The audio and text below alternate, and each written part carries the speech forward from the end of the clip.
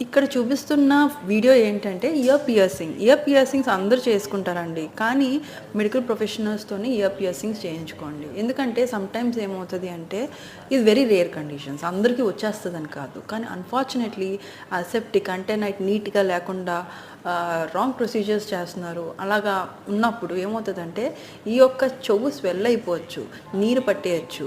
And ఆ cartilage ఉన్నది చూసారా మెత్త బోను అది ఇన్ఫెక్ట్ అయిపోయి ఆ షేపే మారిపోవచ్చు. మారిపోయి ఏమిటంటే కాలీఫ్లవర్ ఇప్పుడు చూసారా ఇంత ఇంత ఇలా ఉంది అది కాలీఫ్లవర్ ఇయర్ అంటారు.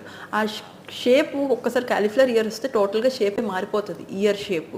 సో అప్పుడేంటంటే ఇంక ట్రీట్మెంట్స్ ఇంకా ఓటోప్లాస్టీ అంటే టోటల్‌గా ప్లాస్టిక్ సర్జరీ టైప్ లాగే ఎళ్ళాలి ఇంకా మొత్తం షేప్ మార్పించి నీట్‌గా రిఫైన్ చేయడానికి. సో ఇయర్ పియర్సింగ్స్ అనేది కొంచెం ప్రొఫెషనల్స్‌తోనే చేయించుకోండి. నీట్‌గా చేయించుకోండి. పర్వాలేదు. తర్వాత ఈ కాంప్లికేషన్స్ ప్రివెంట్ చేయొచ్చు.